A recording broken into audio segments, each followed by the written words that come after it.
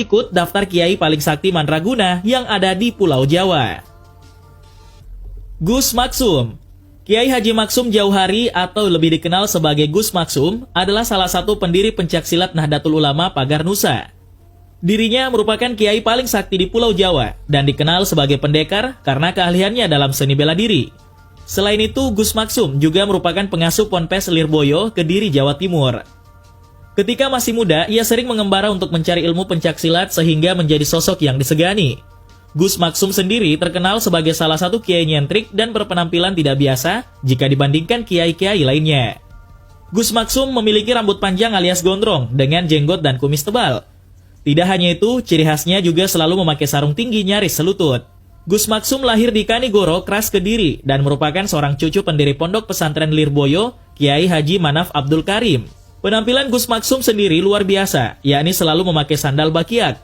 Bahkan ia juga dikenal tidak makan nasi, sehingga kesaktiannya semakin luar biasa. Salah satu kesaktian Gus Maksum adalah rambutnya tidak mempan dipotong menggunakan senjata apapun, mulai dari gunting hingga pisau. Selain itu, mulutnya juga bisa menyemburkan api, mampu melempar seekor sapi, tidak mempan disantet hingga senjata tajam. Kesaktian Gus Maksum memang tidak bisa dipungkiri. Banyak orang yang melihat kelebihannya, baik dari kalangan biasa ataupun kalangan ulama. Tidak sampai di situ, Gus Maksum juga memiliki kehebatan lainnya. Di antaranya mempunyai kekuatan tenaga dalam luar biasa dan mampu mengangkat beban seberat apapun, serta mampu menaklukkan jin. Di setiap medan laga atau dikenal dengan istilah sabung dalam dunia persilatan, tidak ada pendekar yang berani dengan Gus Maksum. Kehadirannya saja mampu membuat para pendekar aliran hitam gelagapan. Karisma yang dimiliki Gus Maksum tersebut hingga kini menjadi semangat pengembangan ilmu kanuragan di pesantren melalui Pagar Nusa. Kiai paling sakti di Tanah Jawa selanjutnya adalah Kiai Hamid yang berasal dari Pasuruan. Kiai Haji Abdul Hamid atau Mbah Hamid yang juga sering dipanggil Kiai Haji Hamid Pasuruan merupakan seorang ulama, pendakwah, dan pengasuh pondok pesantren yang banyak mengabdikan diri dalam pengembangan agama Islam di kota Pasuruan, Jawa Timur. Nama Kiai Haji Abdul Hamid bagi warga Pasuruan sudah tidak asing lagi karena pengasuh pesantren Salafiyah ini dikenal dengan keistimewaan dan karomahnya. Abdul Hamid dibesarkan di tengah keluarga santri yang ayahnya yakni Kiai Umar adalah seorang ulama di Lasem dan ibunya adalah anak Kiai Sidik yang juga ulama di Lasem. Abdul Hamid sejak kecil dipersiapkan untuk menjadi kiai. Ia mula-mula belajar Al-Quran dari ayahnya. 3 tahun kemudian, Abdul Hamid menimba ilmu di pesantren kakeknya, yakni Kiai Haji Sidik, yang berada di Talang Sari, Jember, Jawa Timur.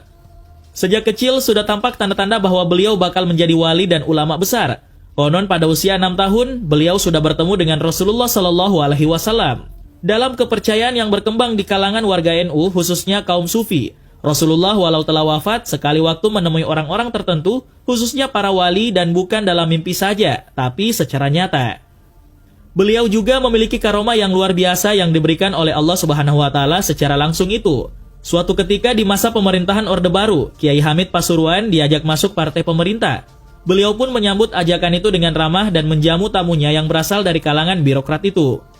Akan tetapi, ketika surat persetujuan masuk partai pemerintah itu disodorkan bersama pulpennya, Kiai Hamid tetap menerima dan menandatanganinya. Anehnya, pulpen yang disodorkan untuk tanda tangan tersebut tidak bisa keluar tinta alias macet. Lalu digantikan dengan pulpen lain, tapi tetap tidak mau keluar tinta dan seterusnya. Hal ini menandakan bahwa Kiai Hamid sebenarnya tidak setuju masuk dalam partai politik karena beliau adalah seorang kiai panutan dan yang sangat disegani. Selain itu, karomah lain yang dimiliki oleh Kiai Abdul Hamid adalah bisa berada di tempat lain dengan wujud serupa. Hal ini terjadi saat Habib Bakir Maulad Dawila bertandang ke pesantrennya. Pada suatu kesempatan, datanglah Habib Bakir menemui Kiai Abdul Hamid Pasuruan. Ketika itu, di tempat Kiai Haji Abdul Hamid, banyak sekali orang yang datang untuk meminta doa atau keperluannya yang lain. Setelah bertemu, Habib Bakir merasa kaget, ternyata orang yang terlihat seperti Kiai Haji Abdul Hamid sejatinya bukanlah sang kiai. Karena yang ditemuinya adalah sosok gaib yang menyerupai sang kiai. Kemudian Habib Bakir mencari di manakah sebetulnya Kiai Haji Abdul Hamid yang asli berada. Setelah diselidiki dengan ilmu yang dimilikinya, sang Habib Bakir terkejut karena sang kiai tersebut sedang berada di Tanah Suci Mekah. Kiai Ash'ari. Kiai Haji Hasan Ash'ari atau Mbah Hasan Mangli adalah seorang ulama karismatik yang merupakan mursyid tarekat Qadiriyah wa Naqsyabandiyah dari Magelang, Jawa Tengah. Mbah Mangli merupakan salah satu tokoh yang mendirikan asrama pendidikan Islam di Magelang yang santrinya berasal dari seluruh Indonesia. Bagi orang Jawa Tengah, khususnya daerah Magelang dan sekitarnya, nama Kiai Haji Asy'ari atau Mbah Mangli hampir pasti langsung mengingatkan pada sosok kiai sederhana yang penuh dengan karomah. Menurut almarhum Wali Allah Gus Mik, walau Mbah Mangli memiliki banyak usaha dan termasuk orang yang kaya raya, namun Mbah Mangli adalah wali Allah yang hatinya selalu menangis kepada Allah, menangis melihat umat, dan menangis karena rindu kepada Allah Subhanahu wa Ta'ala. Meski sangat terkenal di mana-mana, namun beliau selalu hidup sederhana. Beliau sering diundang ke sana kemari untuk mengisi pengajian. Pada saat mengisi pengajian, dimanapun ia dan dalam kondisi apapun, Mbah Mangli tidak pernah memakai alat pengeras suara. Meskipun jamaahnya sangat banyak hingga berbaris dengan jarak jauh. Namun, masyarakat tetap sangat menyukai isi pidatonya dan mendengar suara beliau.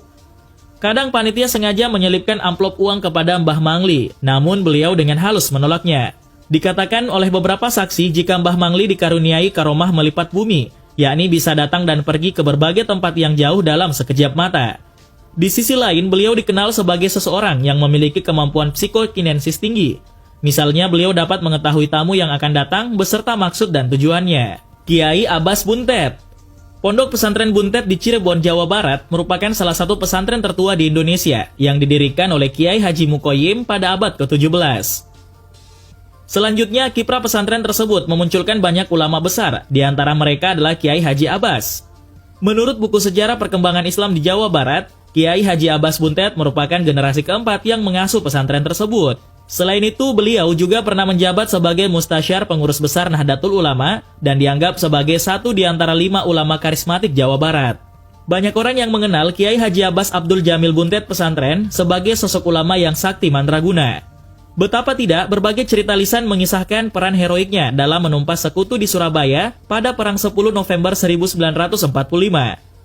Ada yang menyebut jika sorban, tasbih hingga kacang hijau yang dilemparkannya mampu menjatuhkan pesawat tempur yang siap membombardir kota pahlawan itu. Ada pula yang menyebutkan jika alu-alu untuk menumbuk padi beterbangan atas izin Allah Subhanahu wa Ta'ala melalui perantara doa yang dibacanya. Meskipun begitu, cerita mana yang sahih atau bisa jadi semuanya benar. Namun yang pasti, semua kiai dan warga Nahdliyin mengakui jika Kiai Abbas adalah sosok yang berhasil menjatuhkan pesawat tempur sekutu.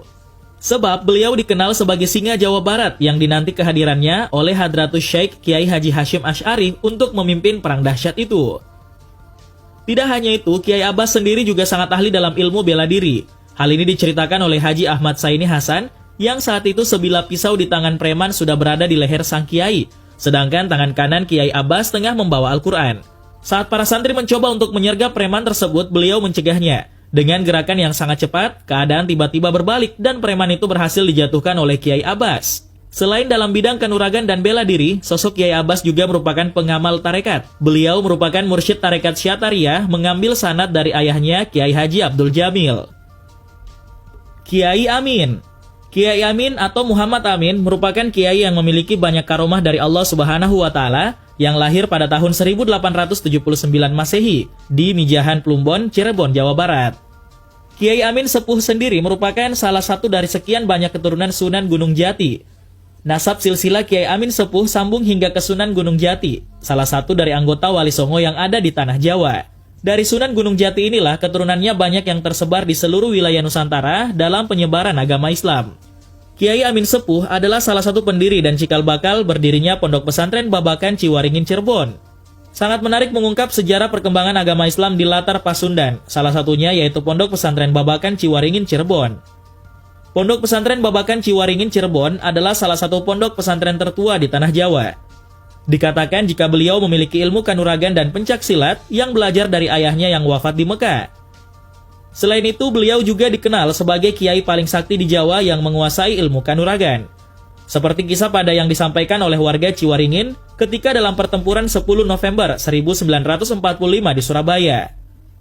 Saat itu, Kiai Amin datang sendiri dan mengirimkan laskar ke Surabaya untuk mengusir para penjajah.